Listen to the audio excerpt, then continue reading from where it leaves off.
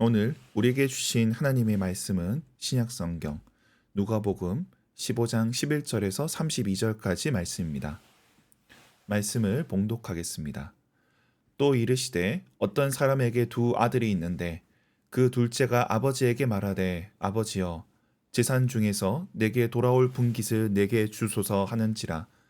아버지가 그 살림을 각각 나누어 주었더니 그 후 며칠이 안 되어 둘째 아들이 재물을 다 모아가지고 먼 나라에 가 거기서 허랑방탕하여 그 재산을 낭비하더니 다 없앤 후 그 나라에 크게 흉년이 들어 그가 비로소 궁핍한지라.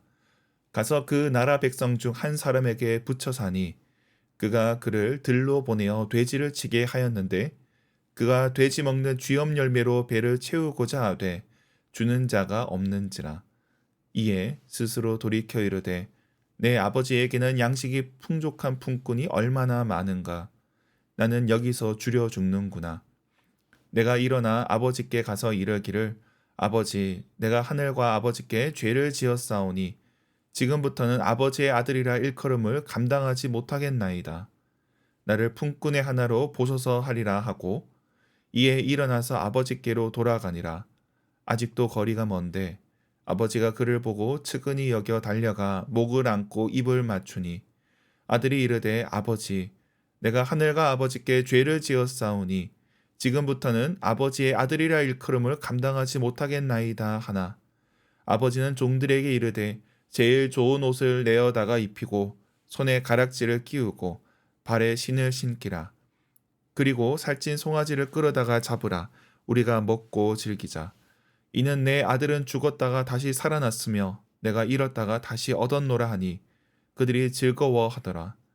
맏아들은 밭에 있다가 돌아와 집에 가까이 왔을 때에 풍악과 춤추는 소리를 듣고 한 종을 불러 이 무슨 일인가 물은데 대답하되 당신의 동생이 돌아왔음에 당신의 아버지가 건강한 그를 다시 맞아들이게 됨으로 인하여 살찐 송아지를 잡았나이다 하니 그가 노하여 들어가고자 하지 아니하거늘 아버지가 나와서 권한대 아버지께 대답하여 이르되 내가 여러 해 아버지를 섬겨 명을 어김이 없거늘 내게는 염소 새끼라도 주어 나와 내 벗으로 즐기게 하신 일이 없더니 아버지의 살림을 창녀들과 함께 삼켜버린 이 아들이 돌아오매 이를 위하여 살찐 송아지를 잡으셨나이다.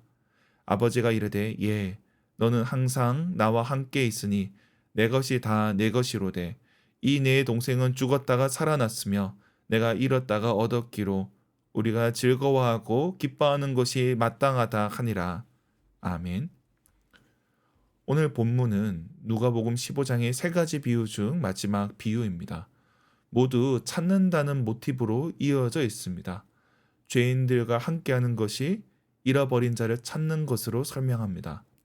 앞서 잃어버린 양 비유에서는 100마리 중 한 마리를 찾았고 드라크마 비유에서는 10개 중에 하나를 찾았습니다. 그리고 이제 탕자의 비유에서는 두 아들 중 하나들을 다시 찾게 됩니다. 점차 고조되는 가운데 주제가 드러나고 있습니다. 그 내용을 살펴보겠습니다. 오늘 본문은 크게 두 부분으로 나눌 수 있습니다. 먼저 11절에서 24절까지는 둘째와 아버지의 이야기가 진행되고 그리고 25절부터 32절까지는 첫째와 아버지의 이야기가 이어집니다. 먼저 첫 번째 단락에서는 탕자가 집을 나가는 걸로 시작합니다. 그는 아버지에게 유산을 요구합니다. 유산을 달라는 것, 이것은 죽음을 전제하는 것입니다. 어찌 보면 아버지에 대한 모욕일 수 있습니다. 그 아들은 그렇게 재산을 받아 나갔습니다. 그곳에서 허랑방탕하여 재산을 낭비합니다. 그러나 그때도 돌아오지 않다가 흉년이 들었을 때 더 이상 먹을 것이 없어 견디지 못하고 돼지 사료로 쓰는 쥐염 열매조차 먹지 못할 때에 아버지께 돌아오게 됩니다. 이러한 탕자를 아버지는 기뻐 맞아 주십니다. 아들이 나갈 때 아무 말도 없던 아버지가 죽은 자처럼 있던 아버지가 아들이 살아올 때 그렇게 생기가 넘쳐납니다. 아버지의 기쁨이 나타납니다. 멀리서 아들을 보고 뛰어갑니다. 아들의 모든 것을 회복시키며 즐거워하며 잔치를 엽니다. 아마도 아버지는 아들을 오랫동안 기다렸을 겁니다. 이는 하나님께서 죄인들이 돌아오길 기다리신다는 것입니다. 24절에 보면 죄인 하나가 돌아오는 것은 죽었던 아들이 살아나는 것이고 잃었다가 다시 얻는 것을 뜻한다는 겁니다. 그러나 두 번째 단락에서는 집에 있던 맏아들 이야기로 이어집니다. 맏아들은 아버지 곁에 있던 아들입니다. 그는 밭에 갔다가 돌아올 때에 잔치 소리를 듣습니다. 동생이 돌아왔다는 소리를 듣습니다. 그런데 그의 반응이 28절에 노하여 들어가지 않았다 나옵니다. 함께 기뻐할 수 없다는 겁니다.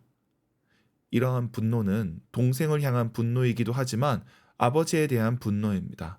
아들은 분노에 차 있습니다. 그는 아버지를 섬겼다고 하는데 염소 새끼 한 마리 주신 적이 없다. 아버지를 인색한 사람으로 만들어 버립니다. 잔치가 열리는데도 이를 거부하며 아버지를 망신케 합니다. 그리고 동생에 대해서는 창녀들과 함께 삼켰다고 주장합니다. 사실 둘째가 허랑방탕하였다고 나오지 창녀와 삼켰다는 내용은 본문에서 찾을 수 없습니다. 다소 악의적인 주장이라 할 수 있습니다. 이러한 맞이에 대해서 아버지는 자비롭게 말씀합니다. 내 재산이 내 것이다. 그리고 동생이 살아 돌아왔으니 기뻐하는 것이 맞다 타이르십니다. 이러한 맞이의 모습은 아버지의 곁에 있지만 이 아버지가 어떤 분인지 몰랐던 것입니다. 마지는 아버지 곁에 있었지만 아버지와 동생을 미워하고 있었습니다. 아버지 입장에서는 집 나간 둘째도 문제였지만 집에 있는 첫째도 문제였던 것입니다. 그런데 마지의 경우에 이야기가 중간에 끝이 나 버립니다. 32절의 마지막으로 아버지의 말로 마무리되고 첫째가 어떻게 반응했는지 나오지 않습니다. 같이 잔치에 참여했는지 그렇게 잔치를 거부했는지 나오지 않습니다. 이는 이 말씀을 듣고 있는 바리새인들과 서기관들 그리고 앞으로 이 말씀을 듣게 될 사람들이 어떤 선택을 할 것인지 묻는 겁니다. 일종의 열린 결말로 마무리한 것입니다. 지금껏 비유를 듣고 있던 자들은 첫째 아들로서 이야기에 참여하게 됩니다. 둘째가 아버지께 돌아오고 화해하여 기쁨을 누렸듯이 첫째가 아버지와 화해할지 아니면 파국으로 갈지는 말씀을 듣는 자들이 결정해야 됩니다. 각자의 반응에 따라 결말이 달라지게 될 것입니다. 아버지의 마음을 이해할 것인지 여전히 분노에 사로잡혀 살 것인지 결정해야 합니다. 이는 제자들과 다음 세대의 성도들, 우리에게도 마찬가지입니다. 우리가 하나님을 섬긴다고 하면서 자칫 첫째처럼 될 수 있습니다. 하나님에 대한 분노, 죄인들에 대한 부당한 비난으로 자기 스스로를 망칠 수 있다는 것입니다. 재산을 허비한 둘째는 그래도 아버지의 자비하심을 바라보았습니다. 자신의 자격 없음을 알았습니다. 그러나 아버지를 미워한 첫째는 아버지를 인색하게 여겼습니다. 아버지에 대한 왜곡된 이미지가 있었던 겁니다.